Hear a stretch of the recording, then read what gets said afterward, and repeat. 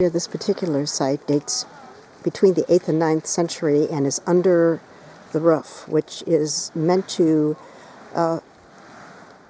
resemble the Basilica of Saint Clement. He was sanctified. Clement was just a monk. When Clement came here, he originally began teaching theology to people, to students, and then incorporated medicine and arts and whatever you can imagine. And some people regard it as the first college in Europe. I don't remember how many thousands of people he eventually trained, but this is the oldest part, as I said, between the 9th and 10th century. There is another church. The original church of St. Clement is buried underneath that newer church. And they said also St. Clement's tomb was discovered way down there somewhere. You can see the entire layout of what they're doing. They refer to it as St. Clement's University. This was the baptistry, and you can still see the swastika, which was a decorative item before the Nazis perverted the sign, an ancient symbol.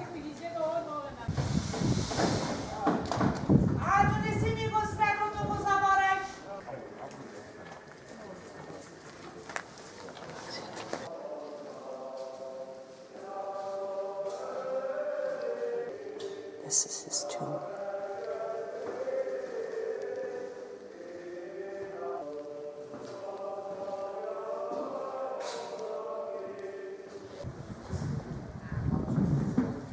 Over on the other side of that roof, they're building the museum.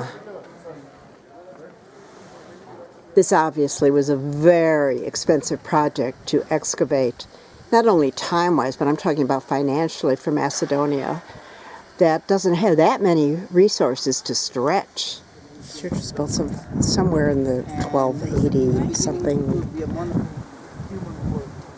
Actually, this church has been mostly filmed, mostly postcarded, sort of like a trademark of Ohrid, although Ohrid's trademark is mainly the flag of UNESCO protected city, but this church is also a trademark of Ohrid.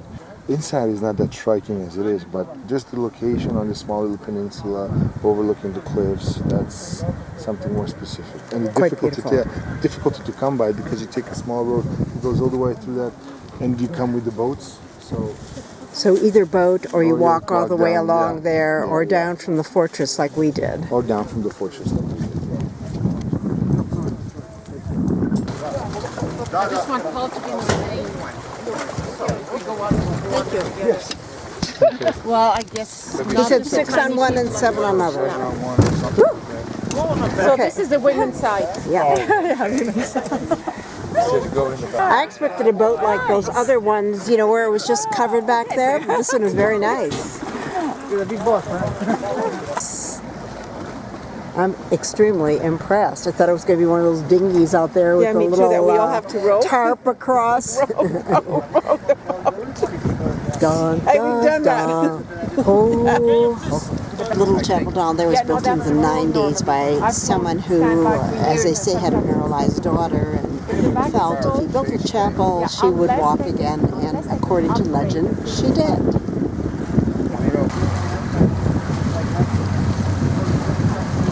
The boardwalk goes all the way to town if you feel like walking around the edge of the lake. This section of St. Sophia is the oldest part of the church, well over 1,000 years old, but with the same decorative elements as the other churches.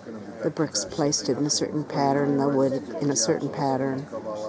Ohrid was known as the Jerusalem of the Balkans because of its rich diversity of mosques, churches, synagogues. Originally built by Macedonian Tsar Samuel, and the center of the archbishopric, which authority spread from the Danube to the Albanian coast and Thessaloniki. Many restaurants around St. Sophia which makes sense because that's where all the groups end up.